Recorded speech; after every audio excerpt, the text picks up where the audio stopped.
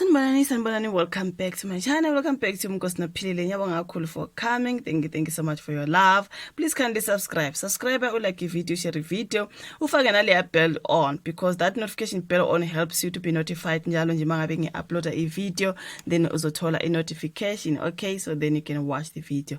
So okay, on this particular one ngifuna ukukhuluma ngoDingani Khumalo, you guys. uDingani Khumalo simazi njengo James laphana kaMubango. He was well known by uDingani Mukiwe before, and then he changed his name, you guys. SekuDingani Khumalo manje. Sekuyisikhathi esithi enguDingani Khumalo wachange ke isibongo sakhe. So kune story lapha you guys kukhulunywa ke ngokuvala kaMubango. Ngathi uMubango uyaphela. I've seen the stories about the ending yakaMubango, you guys. Angazi uMubango ngathi so uphelile vele also uzophela, because mina I haven't watched SABC for the very long time.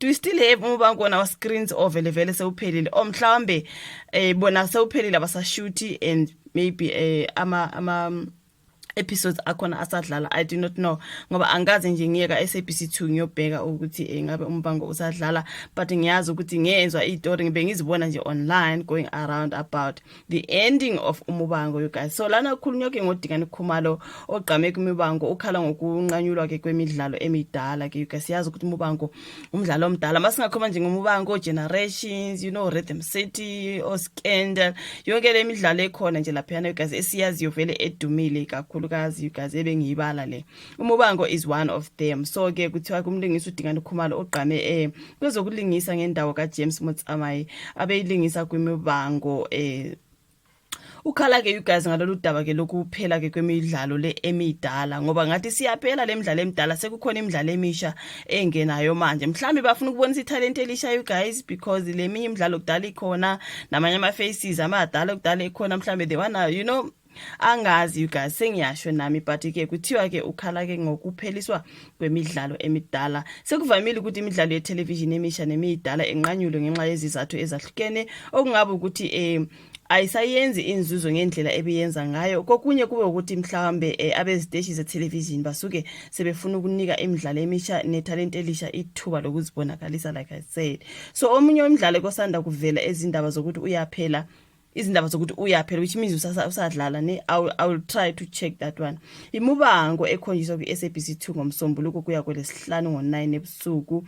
So ke lo mdlalo ukhiqizwe yi-World Word of Mouth kaDumani Ndlovu. Uphela nje usuneminyaka ewu-27 ukhona, njengoba waqala ukukhonjiswa kwi-television ngo-1997, usakhonjiswa kanye ngesonto. Omunye wabalingisi abagqama kwimibango uDingani Siyabonga Khumalo, owayaziwa ngoDingani Mukiwe, engakashintsha isibongo, ukhala ngokuthi ke ukhala kakhulu ngokuhoxosa kwawo lo mdlalo. uDingani olengise iminyaka ewu-22 kulo mdlalo wazakhela igama ngendawo kaJames Motsamai abelingisa kuwona. Simazi kakhulu uJames, you guys. Dala bekhona benobafuwi nabo Susan kudala bekhona, even nomama kabafuwi into ekanjalo, you guys. Imagine sedlala iminyaka ewu-22 lapha.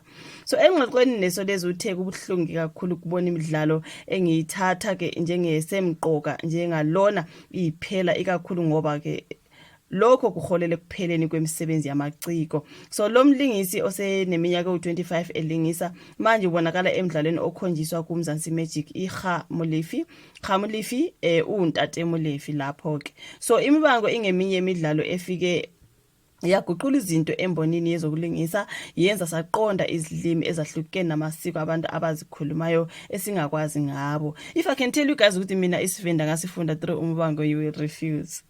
You know ukuthi ezimsikhona isivenda, but bengingasazi mina isivenda ngisifunde through uMubango. Ngiqala ukubuka uMubango ngo-2007, ngakwazi ukukhuluma isivenda through this show.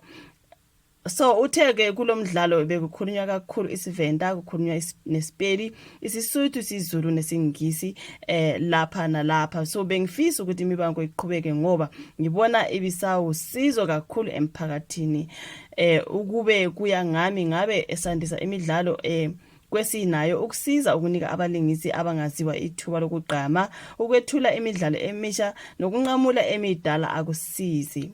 So asakhele phezulu kwesinakho ukuze kusizakale amaciko, kushoko uDingani Khumalo, you guys. So ukhala ke ngokuthi uthi yena ubefisa ukuthi uMubango iqhubeke ngoba ubona ebisawusizo kakhulu emphakathini, ukube kuya ngaye ngabe sandisa imidlalo ekwesinayo ukusiza ukunika abalingisi abangaziwa ithuba lokugqama like those new actors and actresses you guys bagqame through yona le imidlalo ekhona Omubango no Generations, kube khona abantu abasha abangena kuyo, than maybe having a new story and a new actors and whatever you guys, but bring those new talents on these shows ezikhona than ukuthi kuvalwe nje Omubango o Generations or what you guys kuthiwe ngoba kunikezwa eminye imidlalo emisha ithuba, kanti ke kube kulethwa labo bantu kuyo le midlalo ekhona you guys bazokwazi ukugqama kuyo le midlalo ekhona ngoba ijwayelekile futhi abantu sebayayithanda bayibuka into ekanjalo. So those new talents be coming on these shows that are already there, but than ukuthi sithi singaletha new shows and new talents.